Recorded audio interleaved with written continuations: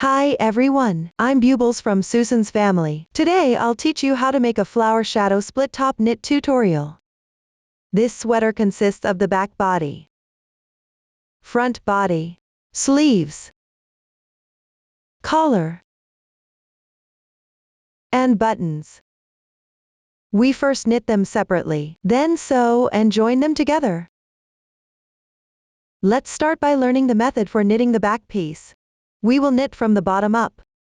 It is divided into the hem, body,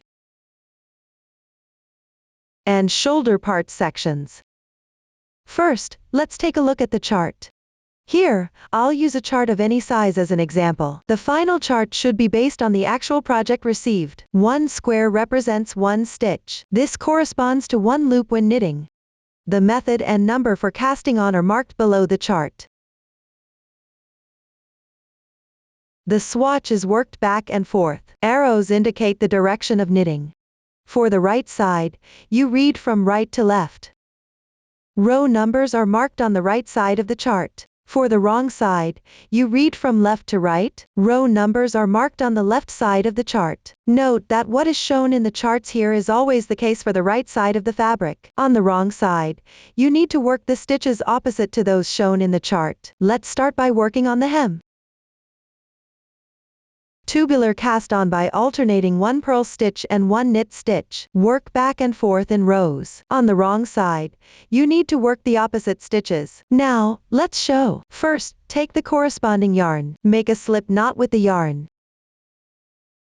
Unless there are special circumstances, start by leaving about 10 centimeters, so it's easier to weave in the ends later. Pick up 1 straight needle with your left hand, or one end of a circular needle, and insert into the loop. Slightly tighten.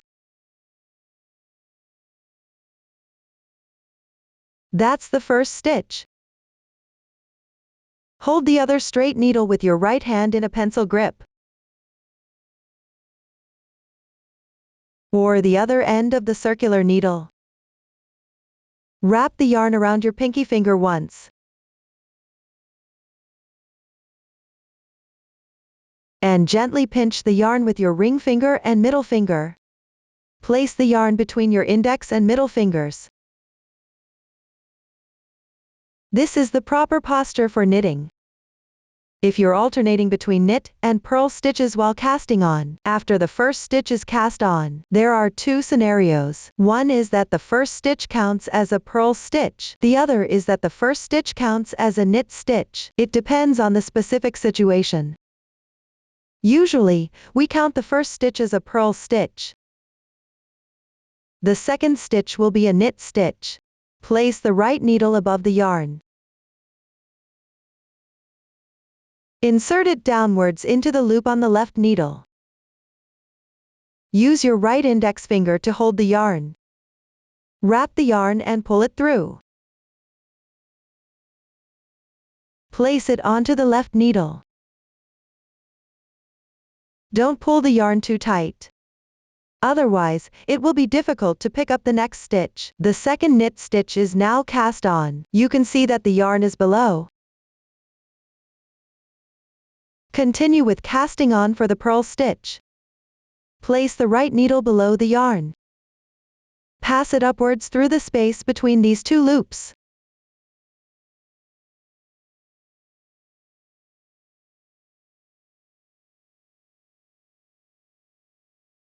Pay attention, this is the position between the loops. Do not pass through the loops themselves. Then yarn over. Draw it through. Place it on the left needle. This is the third stitch. This stitch counts as a purl stitch. You can see that the yarn is now above. Continue with the knit stitch cast on. Place the right needle above the yarn. Insert between the loops. Yarn over and draw through.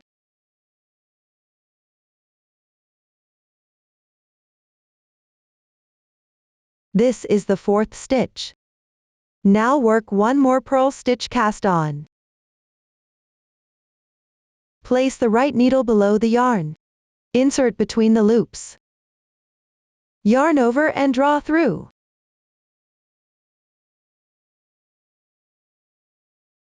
This is the 5th stitch. Continue alternating between knit and purl stitch cast-ons. When the yarn is above, cast on a knit stitch.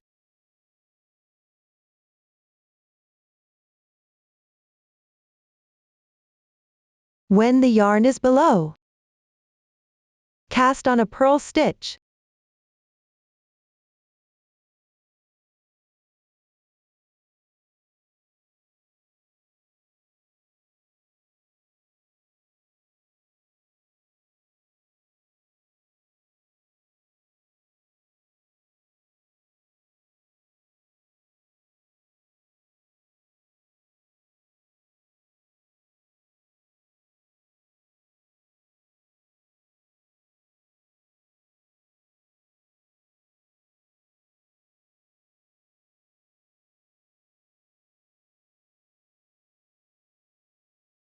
Repeat until you reach the desired number of stitches.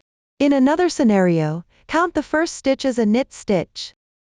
Then cast on the second stitch as a purl stitch.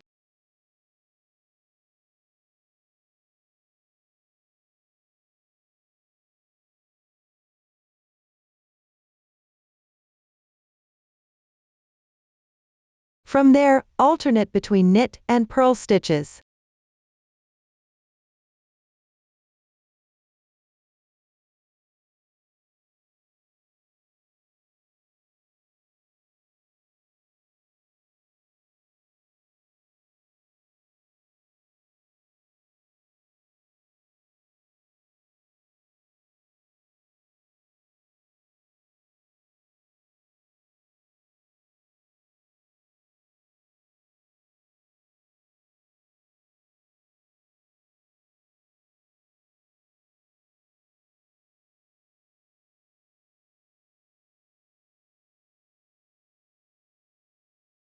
This is the method for alternating knit and purl cast-on. When we start casting on, if the chart doesn't specify whether the first stitch is a purl or knit, we can determine it based on the pattern chart. Look at the chart from left to right. For example, if the first stitch on the left side of our chart is a knit stitch, then the first cast-on stitch will be considered a knit stitch. If the second stitch is a purl stitch, then the second cast-on stitch will be a purl stitch. Then it's alternating between knit and purl stitches. For example, in this chart, the first stitch on the left side is a knit stitch, so we count our first cast-on stitch as a knit stitch. The second stitch is also a knit stitch, so we cast on another knit stitch. The third stitch is a purl stitch, so we cast on one purl stitch. Then it continues with alternating knit and purl stitches. We can also check the texture after casting on. The ones towards the back indicate that the most recent stitch cast on was a purl stitch.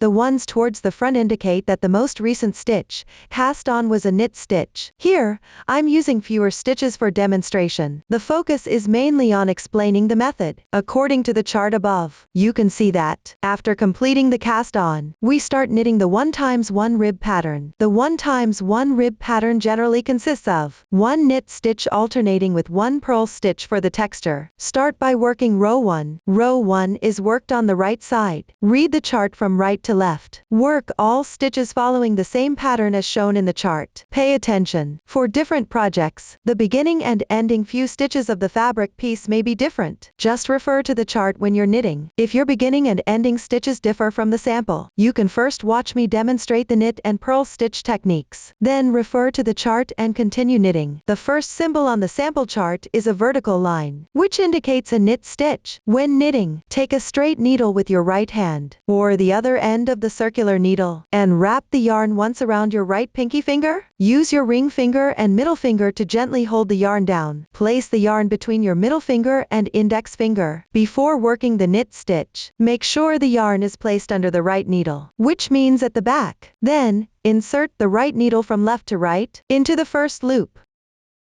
Remember, not between the two loops. Yarn over and draw through. While releasing the loop on the left needle. That completes one knit stitch. The second symbol is a horizontal line, which indicates a purl stitch. Pay attention. When alternating between knit and purl stitches, make sure to place the yarn in the corresponding position before knitting. Therefore, before making a purl stitch, bring the yarn to the front first. Then create the purl stitch by inserting the right needle from right to left into the loop. And yarn over and draw through.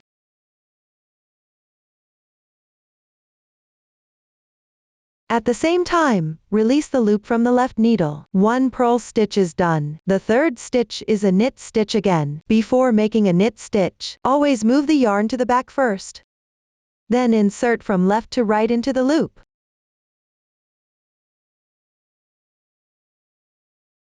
Yarn over and draw through, completing another knit stitch. You can see that after finishing the knit stitch, the side facing you will form a braid-like texture below.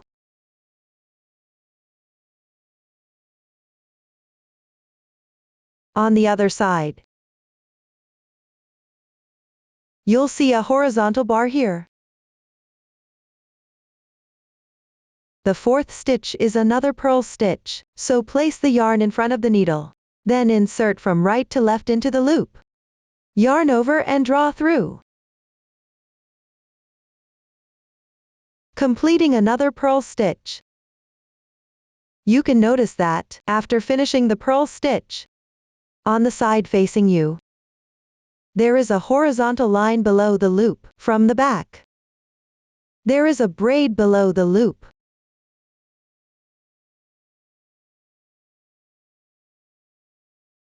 Continue to alternate with one knit stitch and one purl stitch. Pay attention. Each time, make sure to place the yarn in the corresponding position before knitting. Before making a knit stitch, bring the yarn to the back first.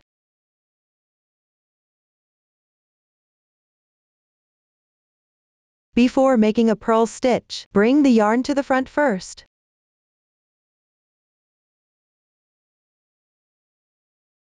If you can read the texture, you can also knit according to the texture. The loop in the front is a knit stitch, and the loop at the back is a purl stitch. When you see a knit stitch, make a knit stitch.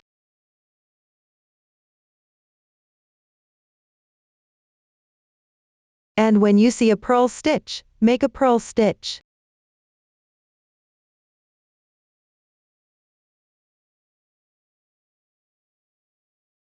Continue with this method, and finish the row.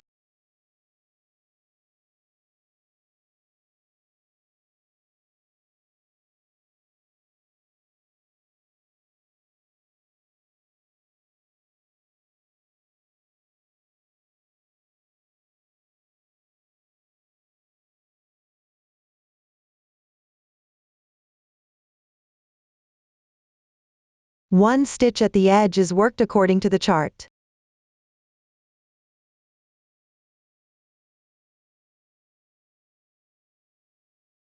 Now, the first row of the sample swatch is complete. If you're not sure how to count rows, after finishing the first row, you can place a marker on any braid on the right side, making it easier to count the rows. If you don't have a stitch marker, you can use a safety pin or paperclip as a substitute. This also serves as a mark on the right side. Next, work on the second row. The second row is worked on the wrong side. Read the chart from left to right, and work the stitches opposite to what's shown in the chart. That is, for the knit stitch symbol, purl. Purl stitch symbol, knit. The sample chart starts with one knit stitch symbol. I will work one purl stitch. Note: when doing a purl stitch, make sure to bring the yarn to the front of the needle before you start.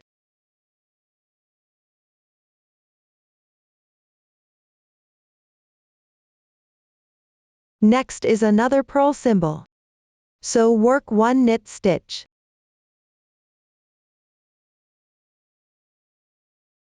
You can also follow the texture. If you see horizontal lines below, which indicates the purl texture, then work a purl stitch. If you see braids below, which means the knit texture, then work a knit stitch. Horizontal lines mean purl stitches. Braids mean knit stitches. Continue to follow the texture while knitting. Finish the second row.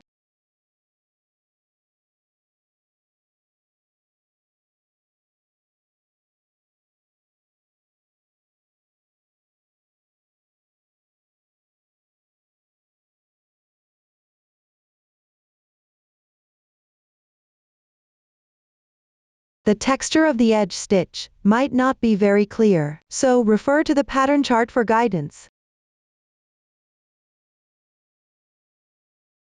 This way, the second row is completed, then move on to the third row. You can also follow the texture underneath to knit. If the texture of the edge stitch isn't clear, refer to the pattern chart for knitting. Continue knitting the same stitch pattern as the texture below throughout. For horizontal lines, work a purl stitch. For braids, work a knit stitch. Continue until you finish this row.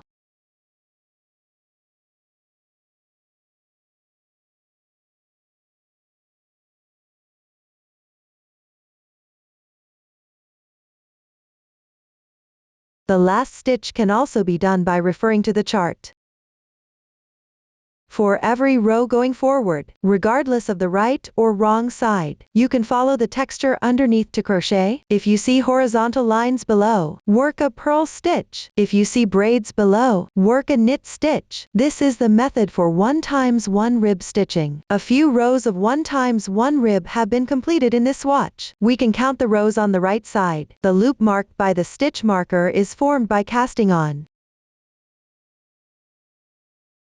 Let's count upwards beginning with the braid below. 1 braid counts as 1 row. There are 5 braids here, plus the loops on the needle, which also count as 1 row. Therefore, we have worked a total of 6 rows here. This is how you count rows in 1 times 1 rib stitching. That's it for the hem.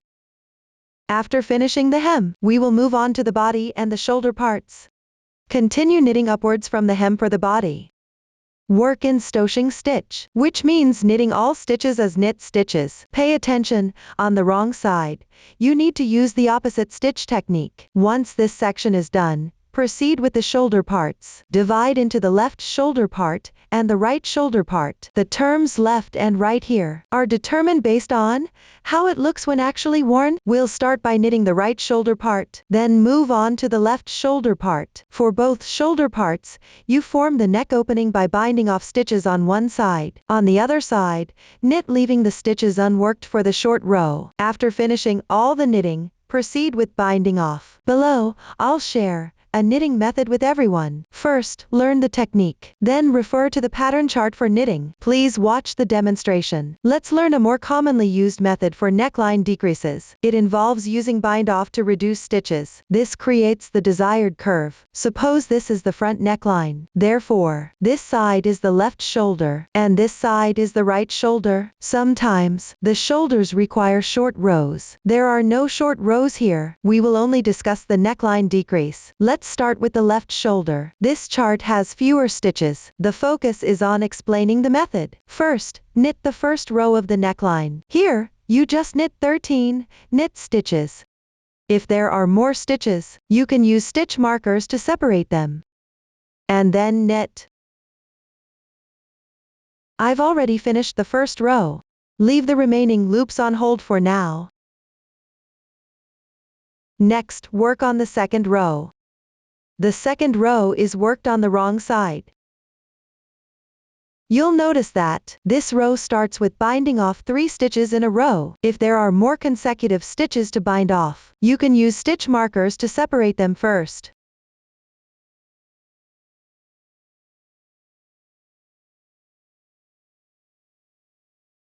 Start binding off the stitches. Begin with 1 slip stitch. Then work 1 purl stitch.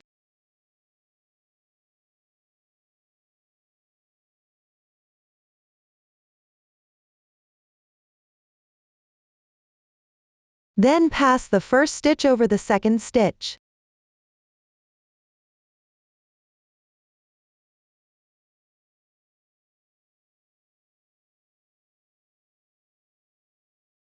This way you've bound off 1 stitch. Continue with another purl stitch.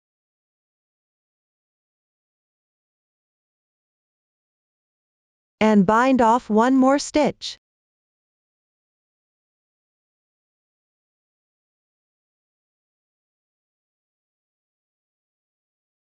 When there are no special instructions on the wrong side, you simply work purl stitches while binding off.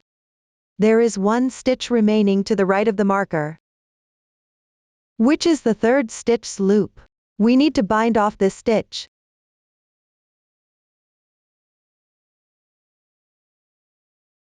So, you need to work 1 more stitch, and then bind it off. The next stitch is the one adjacent to the last bind off symbol.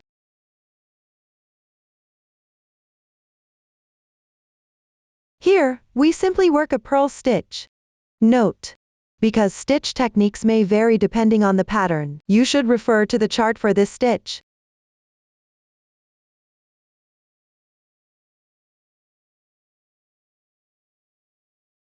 After finishing, bind off the 3rd stitch.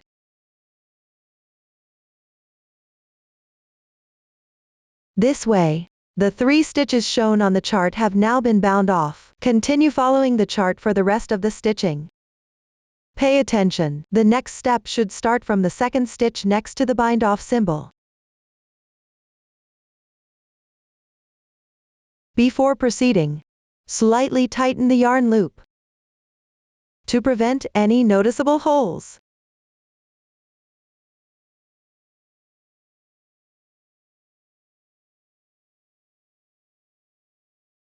There are no special patterns here, so we will work all stitches as purl stitches.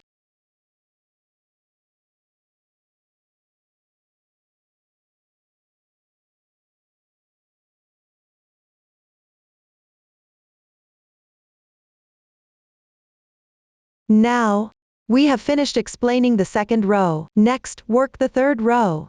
Refer to the chart and knit all stitches as knit stitches. I've already completed it, and now continue with the 4th row. Here, you only need to bind off 2 stitches at the beginning. The method is identical to the 1st row.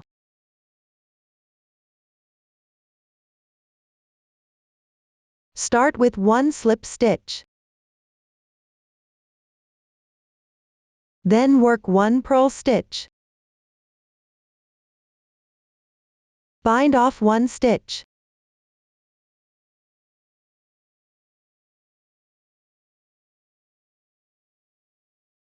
Continue with another purl stitch. Bind off 1 more stitch.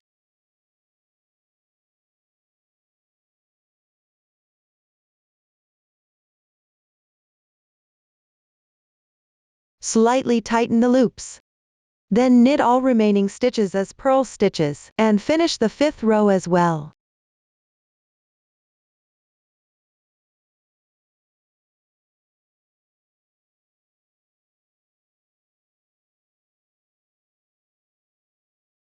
Now, I've completed the 5th row. Continue with the 6th row.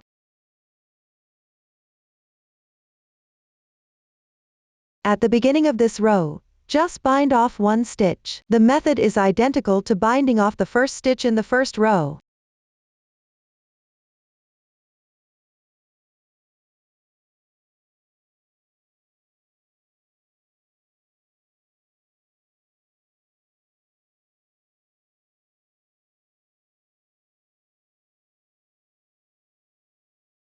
After completing it, work all stitches as purl stitches. For the remaining 7th and 9th rows, knit all stitches as knit stitches. The 8th row is the same as the 6th row. Bind off one stitch at the beginning. The 10th row doesn't require binding off any stitches. Simply work the stitches as purl stitches. The short row on the right side leaves stitches unworked. You can see that 6 rows need to be worked with short rows here. The first row is worked on the wrong side. Leave 5 stitches unworked at the end. I have already finished it. The second row is worked on the right side. First, knit a yarn over like this on the right needle. Then knit 1 slip stitch. Next, work into each stitch with knit stitches. Complete this row.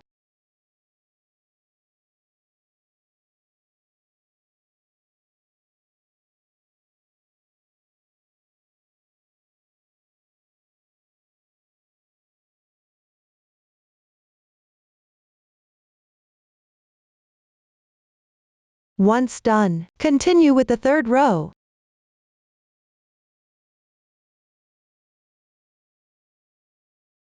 At the end of this row, in addition to the first 5 stitches, leave another 4 stitches unworked. Remember, the yarn over stitch is not included in this count.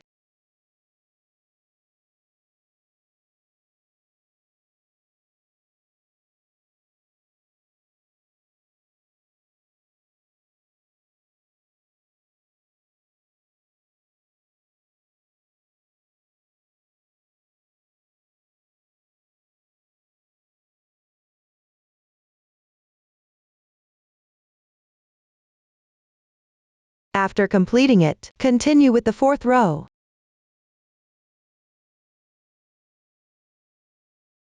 The technique is identical to the second row. First, do a yarn over like this. Then work 1 slip stitch. Continue following the chart to finish this row normally.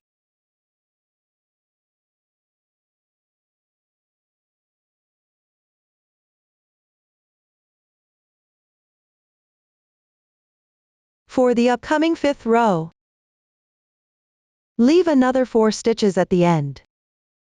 Likewise, the yarn over does not count.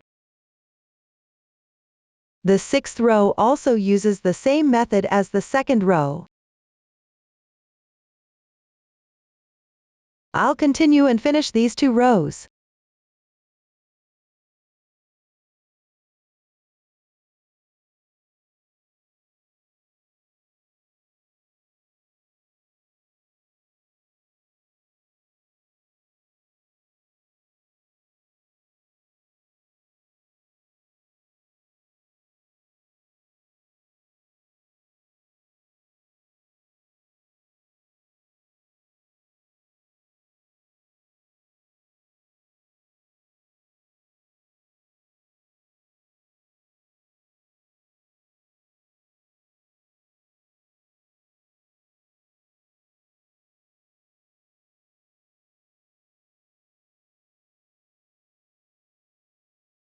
Now, I have completed the short rows. Finally, one row needs to be worked to eliminate the row discrepancy. This is commonly referred to as eliminating the row. Begin by working the purl stitches evenly. Keep going until one stitch before the yarn over stitch.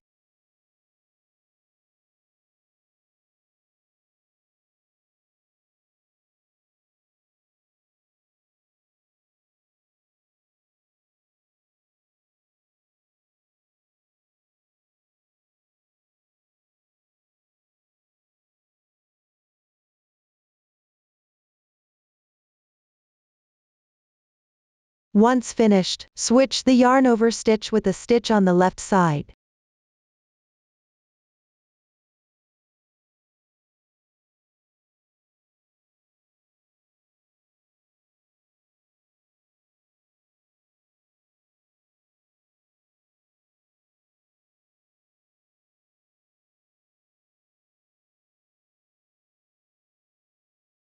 Then work them together as one purl stitch.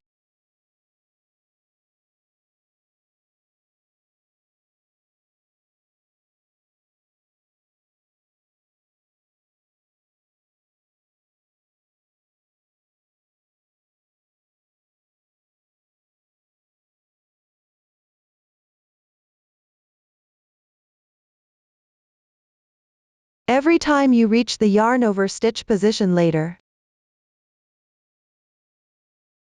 you need to switch the yarn over stitch with the stitch on the left first.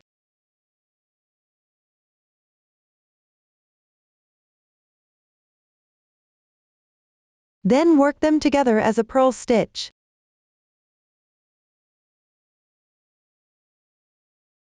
Continue to finish the rest of the row.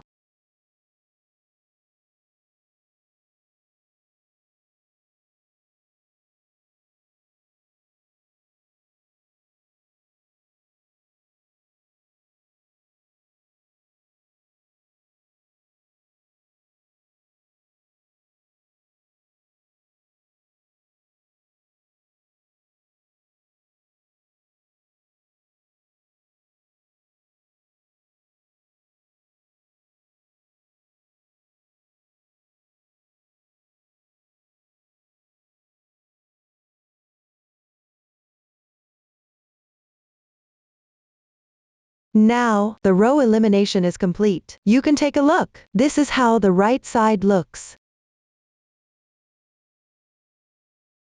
And this is how the wrong side looks. Next, continue working on the right shoulder. Before we start knitting, we need to decrease 9 stitches in the middle first. You can use a stitch marker to separate them.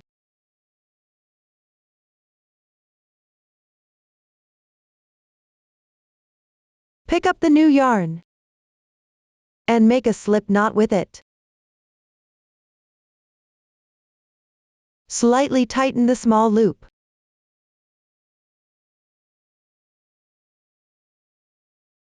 Then work 2 knit stitches.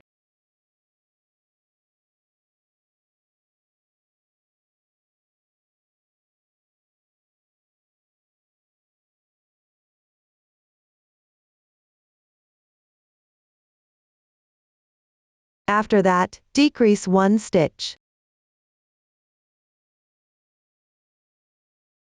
Then work 1 more knit stitch.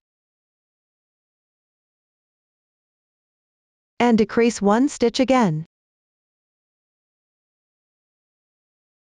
When there's no special instruction, on the right side, you bind off while knitting the stitches. Continue to decrease the remaining stitches.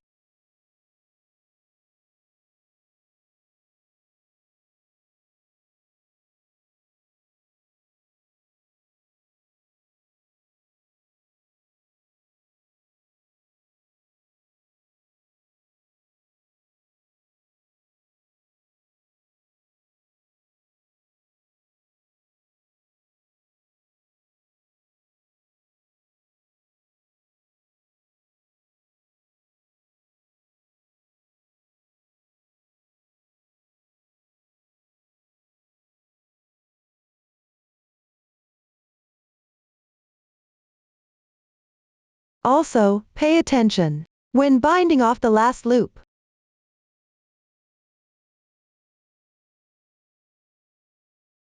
This stitch you're working on is the first stitch to the left of the bind off symbol in the chart. You need to follow the pattern for the correct stitch technique. Here, we continue with knit stitches and bind them off.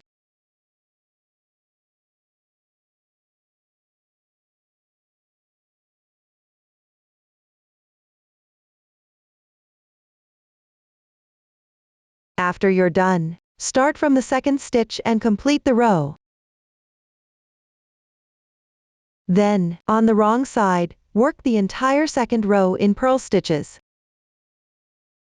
Now I've already finished the second row. Continue with the third row. Start by continuing to bind off 3 stitches.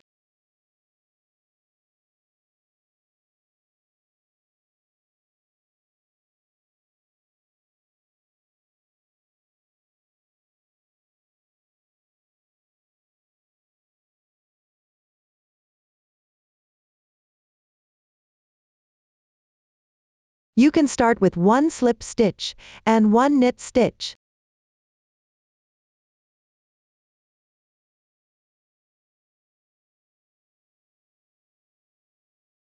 Then bind off 1 stitch.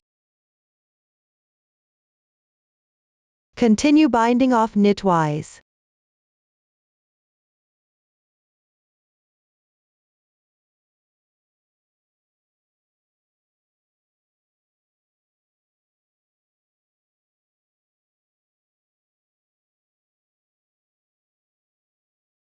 Now, 3 stitches have been bound off. Continue to finish the 3rd row, and complete the 4th row as well. Now I've already finished the 4th row. At the beginning of the 5th row, you need to bind off 2 stitches. The binding method is the same as the first 2 stitches of the 3rd row.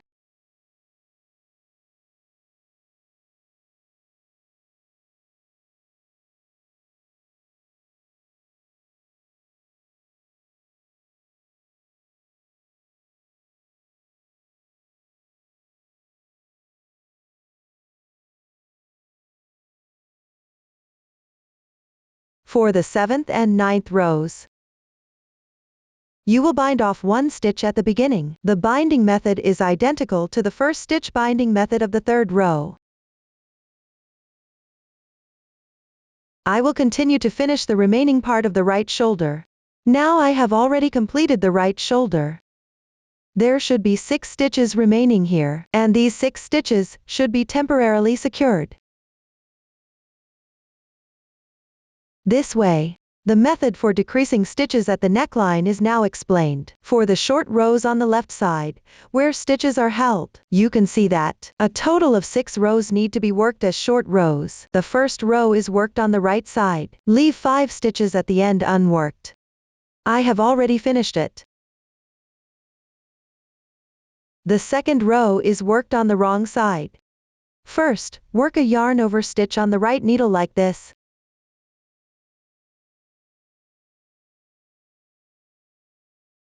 Don't make the yarn over stitch too loose. Then work 1 slip stitch.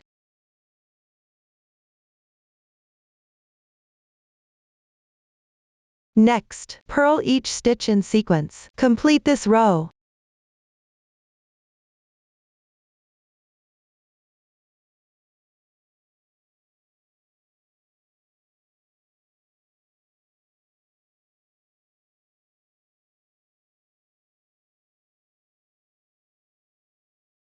After finishing, continue with the 3rd row. At the end of this row, except for the first 5 stitches, reserve another 4 stitches unworked. Pay attention, the yarn over stitch is not included in the count.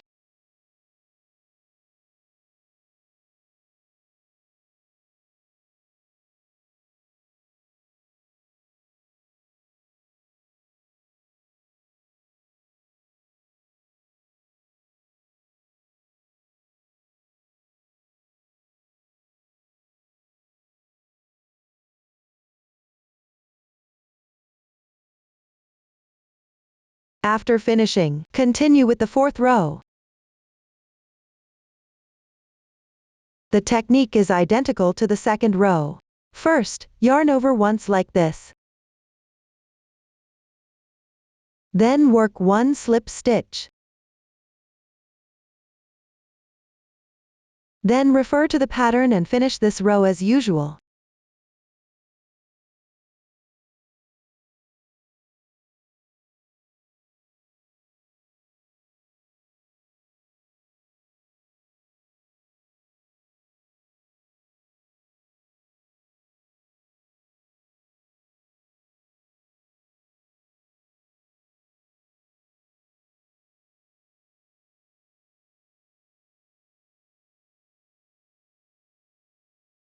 For the upcoming 5th row, you need to leave 4 stitches at the end again.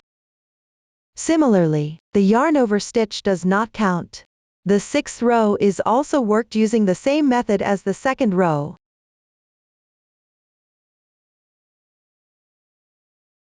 I will continue and finish these 2 rows.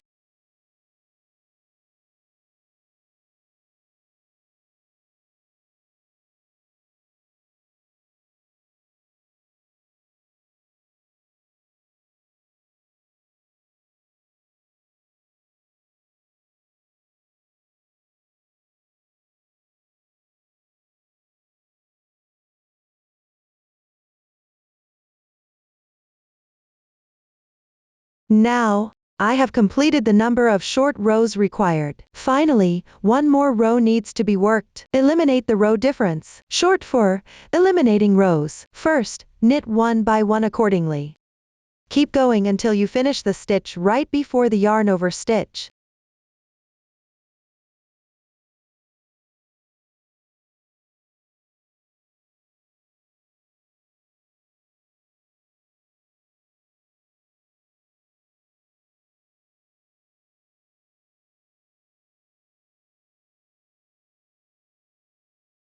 After completing it, combine the yarn over stitch with the one on the left into one knit stitch.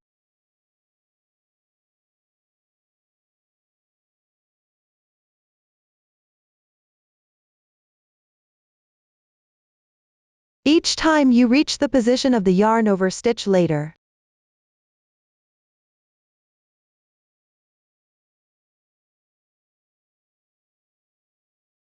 You need to combine the yarn over stitch and the stitch on the left into one knit stitch.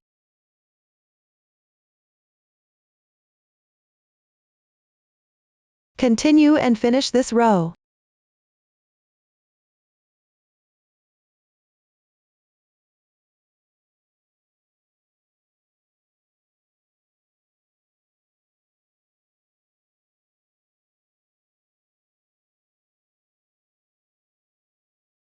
Now, the row elimination is now complete. You can take a look. This is what the right side looks like.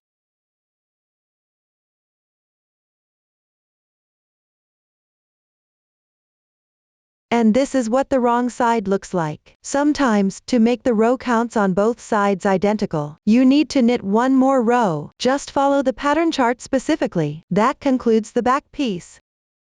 Next, let's learn how to knit the front piece. It's also divided into the hem, body, and the shoulder parts. The knitting method is almost the same as for the back piece. The only difference here is that the hem is divided into two parts, left and right. Similarly, the sides are distinguished based on how it will be worn. Let's start by knitting the right side. First, everyone refer to the pattern and knit the rows before the buttonholes. After finishing those rows, you can then work on the buttonholes. Below, I will demonstrate the technique for knitting the buttonholes. Here, I'll demonstrate the method using a small sample. First, knit the rows leading up to the buttonhole.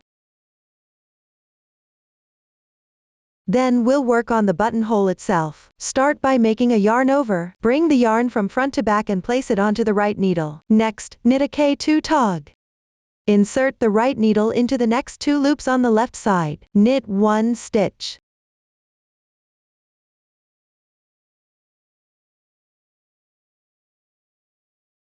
This is the technique for knitting the buttonhole. Continue and finish the rest of the row.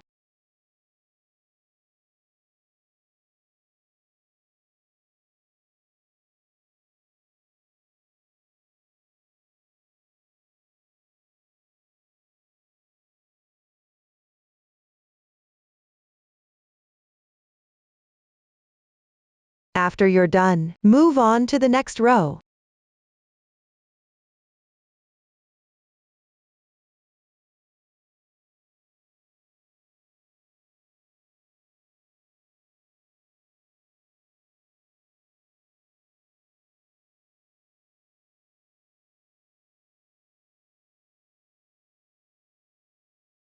When you reach the yarn over from the previous row, just knit it as normal.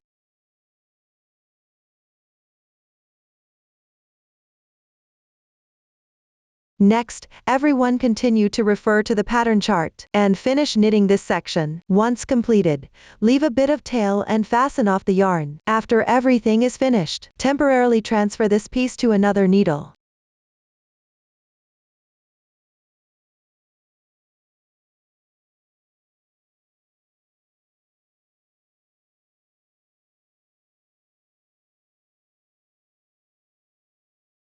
And then proceed to knit the left side section as well. After finishing, do not fasten off the yarn yet. After that, start knitting the body. Continue knitting upwards from the hem. Pay attention. When knitting here, in the first row, you need to overlap the loops of two sections and knit them together. Later, knit purl stitches at the corresponding positions. This will create a pattern like this.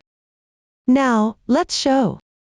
Here, I'll continue demonstrating with a sample swatch. The fabric piece is not for reference, only the method will be demonstrated. Continue knitting from the left side piece when you reach 8 stitches remaining.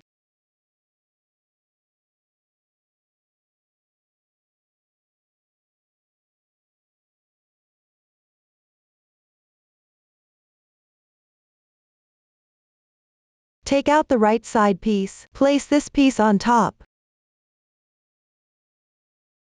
Then knit the 8 edge stitches together with the remaining 8 stitches of the left side piece. Insert your hook through both loops at the same time.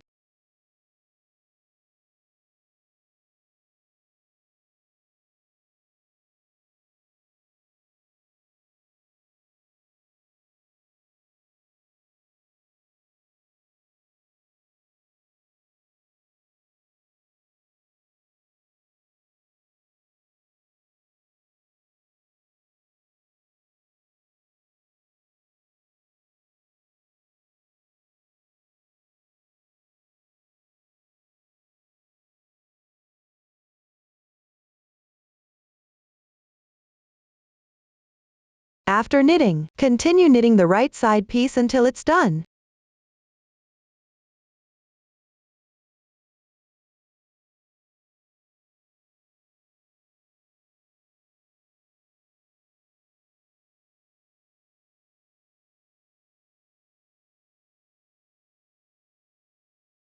After completing it, the first row of the body will be finished. Next, continue to refer to the pattern chart. Finish knitting the remaining part of the body. Pay attention. Follow the stitch techniques in the chart for the subsequent parts. After completing it, move on to knitting the shoulder parts. Divide into the left shoulder part and the right shoulder part. This distinction is based on how it will be worn. Start by knitting the left shoulder part. Similarly, bind off stitches on one side to form the neck opening on the other side. Work short rows. After completing it, bind off the stitches as well. Then finish knitting the right shoulder part. Once everything is completed, take all yarn tails to the wrong side of the fabric. Tuck them in following the texture. Up to this point, the front piece has been fully explained. After completing the front and back pieces, you need to connect the shoulders of the front and back pieces. Here we will use a seamless sewing method for the connection. Below, I'll provide the method for you. First, watch the demonstration. Then proceed with the sewing. Both sides should be in the bound-off state. A commonly used seamless sewing method is as follows. Reserve a long yarn tail at the end of one fabric piece. Thread the yarn tail through a sewing needle. On the back side, pull out the sewing needle from the fabric piece closest to you that has no yarn tail. That is, come out in the middle of the edge stitch.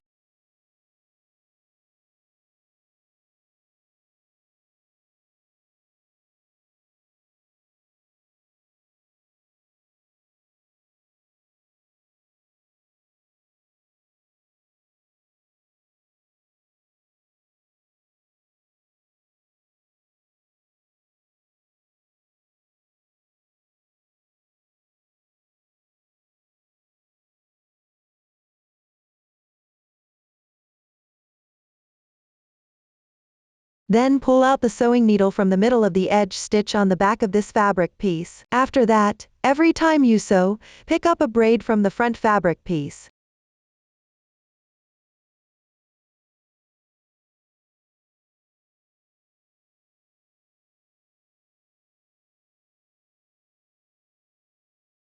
And then pick up an inverted braid from the back fabric piece.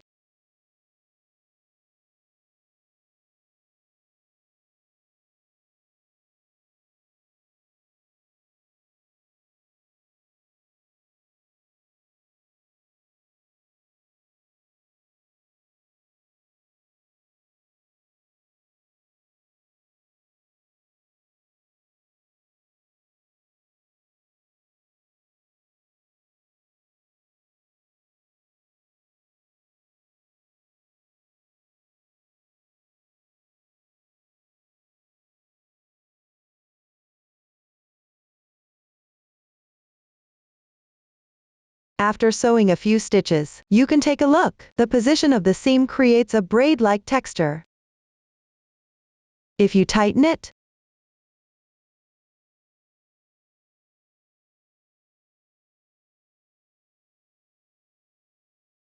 it will become an invisible seam, and the sewing marks won't be noticeable. You can decide whether to tighten it based on your preference. I'll continue and finish sewing here.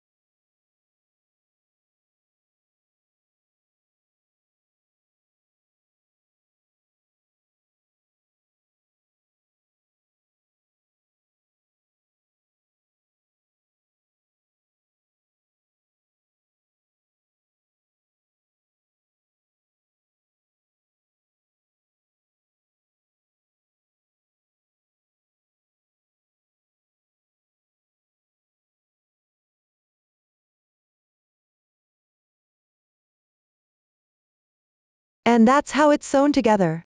Next, let's learn how to crochet the sleeves. There are 2 identical sleeves, each divided into the cuff edge and the sleeve body. Start by knitting the cuff edge, then move on to the sleeve body. The method for knitting the cuff edge is almost the same as the hem of the back piece. Everyone, refer to the pattern chart and knit it well. After finishing, continue with the sleeve body. Once everything is completed, you can bind off. Here, the sleeve body also uses right lifted increase and SPO. Below, I will provide the knitting methods for these 2 stitch techniques. Learn the method first before knitting. For the right lifted increase in knit stitch,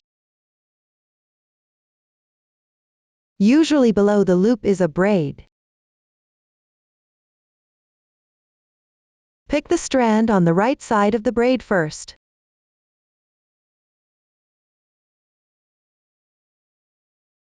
And knit 1 stitch.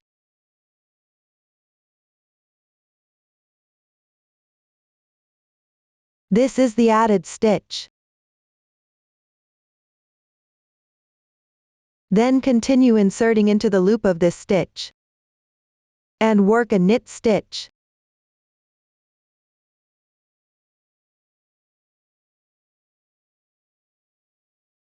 That's how you complete the right lifted increase in knit stitch. You can see that 2 loops are created within 1 braid.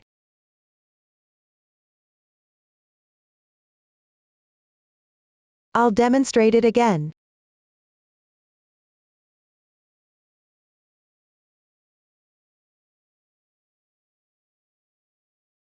First, pick the strand on the right side of the braid below and knit 1 stitch.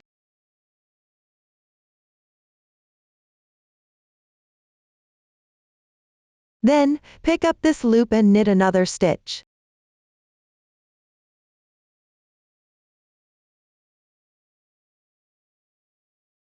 If there is a horizontal line below the loop, pick the right side of the horizontal line and knit a stitch.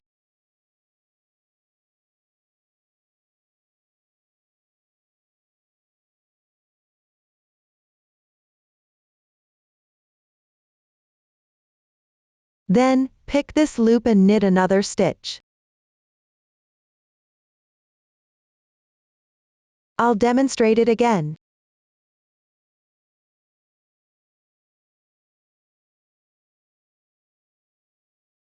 First, pick the right side of the horizontal line and knit 1 stitch. Then, pick this loop and knit another stitch. That's the knitting method for right lifted increase in knit stitch. Next we are going to work a left slanting decrease, which also called SPO. When knitting, start by using the knit stitch method on the right needle to slip 1 stitch from the left side. Then knit 1 stitch.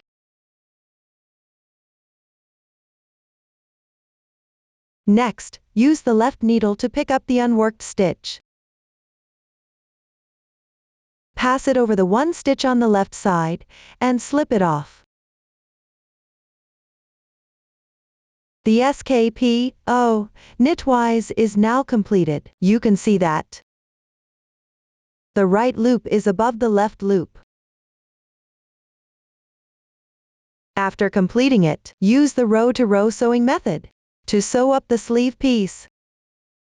Then use the stitch-to-row sewing method to sew the sleeve bind-off area and attach it to the position on the front and back pieces. Before sewing here, first locate the side where the sleeve was sewn. Fold it neatly, and lay it flat. Place the sewn side under the arm. And then sew it. After completing the sleeve sewing, don't forget to also use the row-to-row sewing method to sew the side edges of the front and back pieces. Next, everyone can learn the sewing method first, and then proceed with the sewing. Below, we will learn how to connect rows. We usually use the invisible seam method for this. When sewing, pick up the horizontal strands along the edges of the two edge stitches. Let's start by getting to know the fabric piece. First, locate the first stitch on the edge. The first stitch on the edge usually has 4 possible cases. The first case is a slip stitch. That is, pick up along the texture and slip without knitting. This creates a large braid. The second case is also a slip stitch. However, when doing the slip stitch, it goes against the texture below. This forms a knot like this.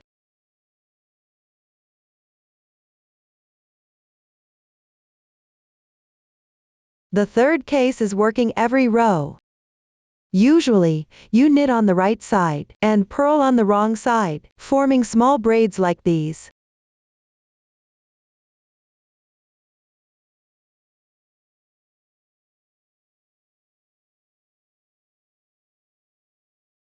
The fourth case is also working every row. Usually, you knit on both the right and wrong sides, creating garter stitch pattern. The stitch to the left of the first stitch is the second stitch. For example, in this fabric piece, from this side, the second stitch shows a knit texture. From the other side, the second stitch shows a purl texture. Whether the second stitch is a knit texture or a purl texture, you can see that the loops are all facing forward.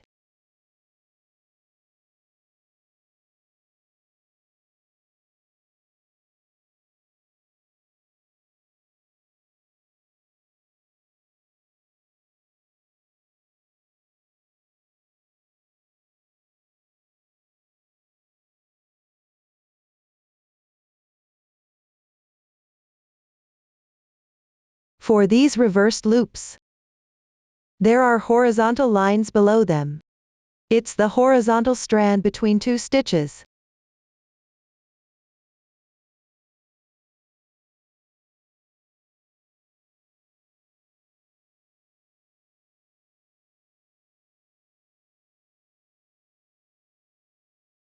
It's the same on this side. This one is a reversed loop. This line here is the horizontal strand between two stitches.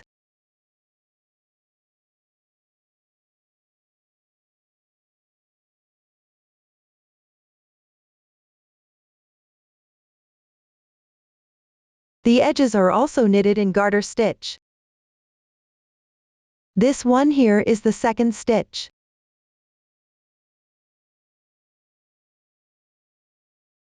This whole column is the second stitch, a forward-facing loop.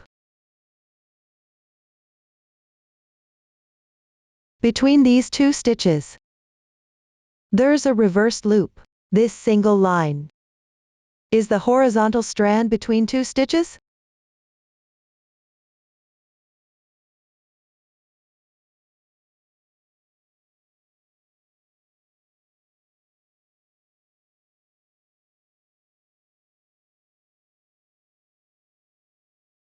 The edge is a slip stitch. Similarly, between these two stitches, there are also horizontal strands.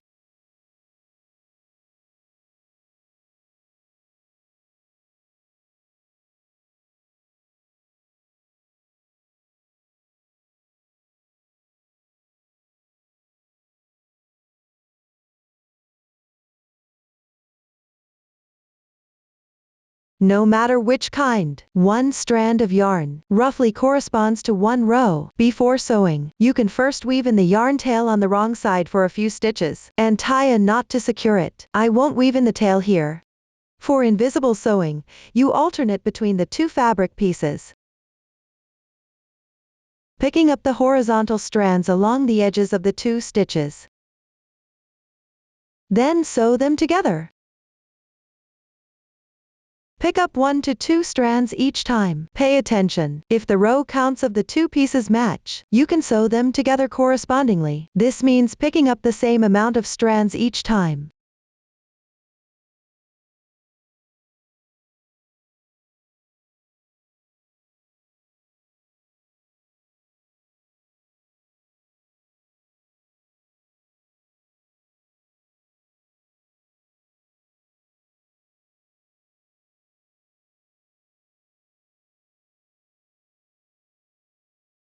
Always insert the sewing needle from the last place you pulled out.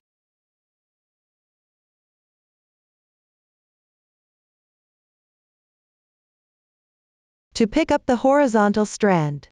Here, I'm picking up 1 strand each time.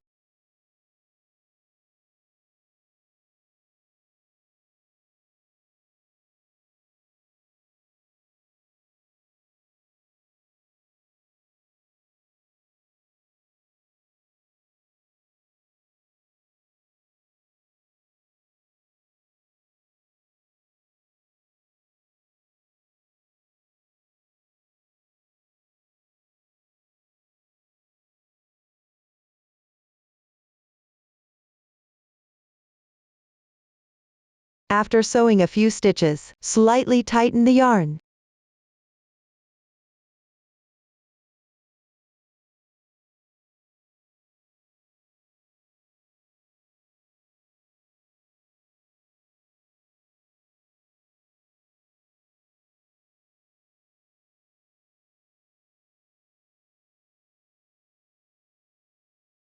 If the two pieces have different row counts, but you want to sew them together evenly, you can adjust on the side with more rows. Pick up more strands as needed. For example, overall you pick up 1 strand each time, but on the side with more rows, you can choose appropriate positions too. Pick up 2 strands instead.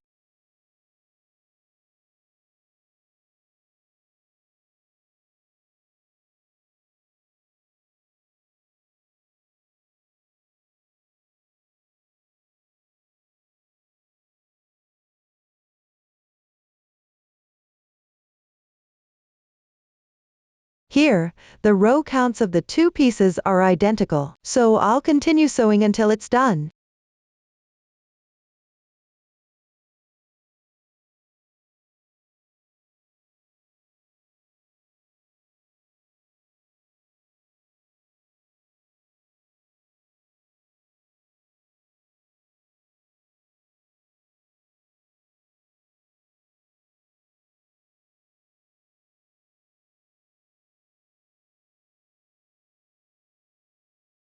This is the seamless sewing method for rows. If the stitches are bound off, you need to sew along the rows.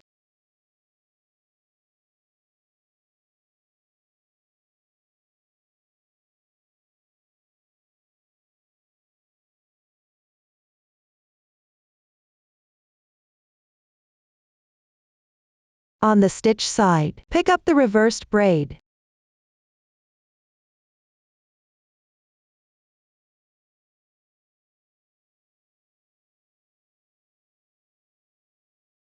On the row side, pick up the horizontal strand.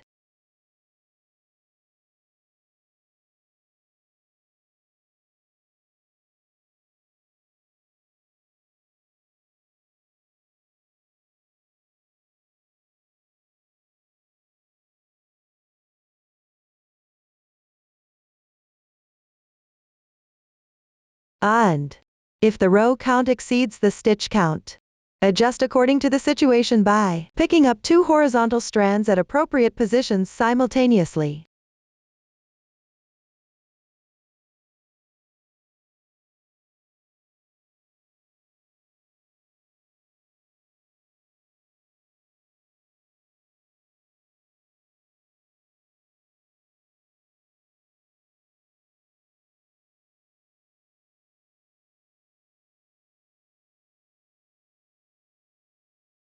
If you don't need a braid effect after sewing, just tighten the yarn. Up to this point, the method for knitting the sleeves has been explained. Next, let's learn how to knit the collar. Pick up the corresponding number of stitches at the neckline of the front and back pieces. After picking up the stitches, knit 1 times 1 rib back and forth. Now, let's show. Take out the front and back pieces with the neckline facing up. Here, I'll demonstrate the method for picking up stitches using a small sample. Start picking up stitches from the right front piece. At the bind-off point, pick up stitches from the hole below.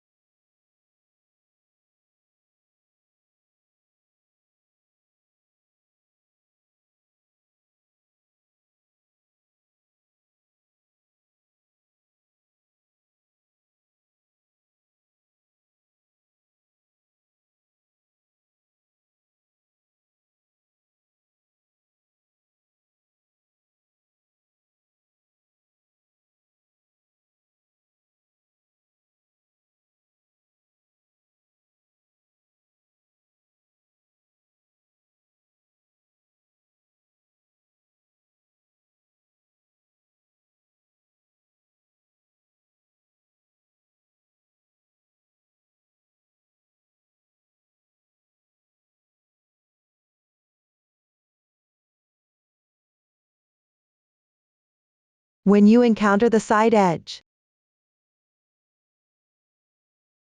pick up 1-2 strands of yarn along the side and insert to pick up stitches. Continue picking up the corresponding number of stitches along the right front piece.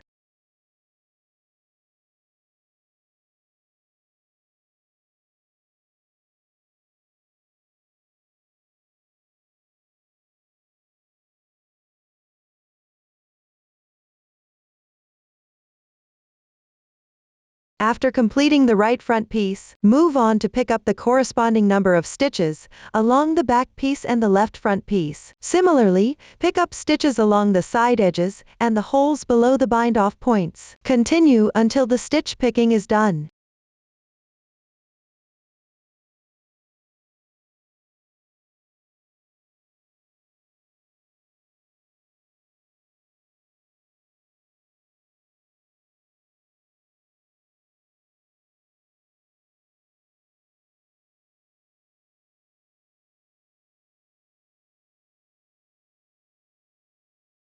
After picking up stitches, continue knitting 1 times 1 ribbing back and forth. The method is identical to the one used for the hem. Below, everyone can complete it on their own. Once completed, proceed with binding off the 1 times 1 rib. Here's a method for binding off the 1 times 1 rib that I'll share with you all. Learn the method before starting to knit. Binding off the 1 times 1 rib, which involves moving the right needle to change the position of the yarn. Typically, after finishing the 1 times 1 rib, you can use this bind-off method. Here, I have a small 1 times 1 rib fabric piece. Start by knitting 2 stitches with a stitch pattern opposite to the texture below. On this small piece, the first stitch below is a braid. The second stitch below is a horizontal bar. So, start with a purl stitch. Then knit a knit stitch. Next, place the first stitch over the second stitch and slip it off. This way, 1 stitch is bound off. Continue knitting 1 stitch with a stitch pattern opposite to the texture below. Here, it's a braid. You should knit a purl stitch. Before knitting, use your left hand to pinch the bottom of the loop on the right needle. Take the needle out. Place it under the yarn, and then reinsert it back into the loop. Then knit the purl stitch. Place the first stitch over the second stitch.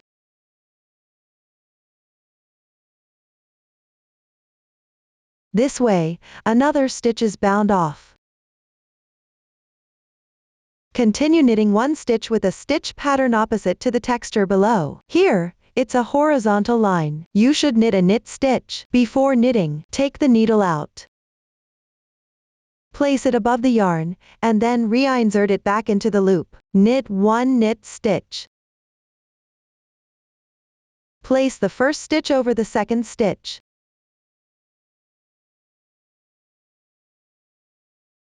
This way, another stitch is bound off. Each time, you need to knit a stitch pattern opposite to the texture below. And before knitting, you need to change the position of the yarn by moving the right needle every time.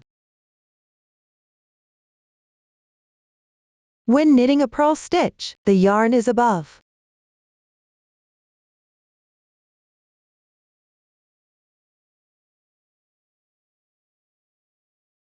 When knitting a knit stitch, the yarn is below.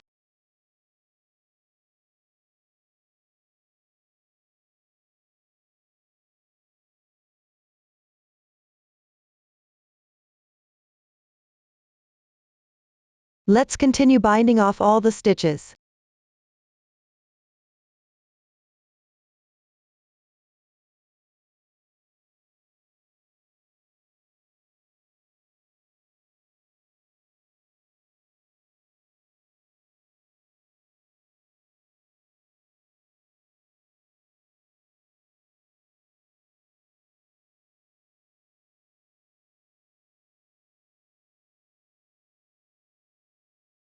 When there is one loop left,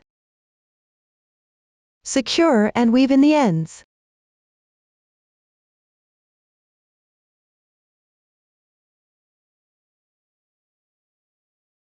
This is the method for binding off in 1x1 rib stitch. That concludes the collar section. Finally, on the hem. Sew the buttons at the corresponding positions of the buttonholes. Here, I'll demonstrate the technique. Cut about 30 centimeters of yarn. Thread it into a sewing needle. Secure it well on the wrong side first.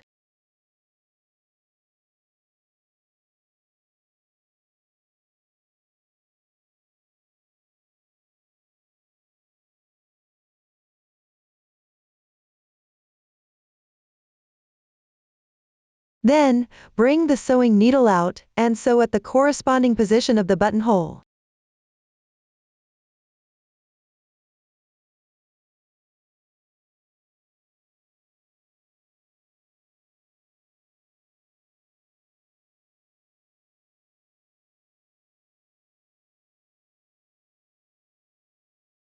After sewing, tie off and weave in the ends.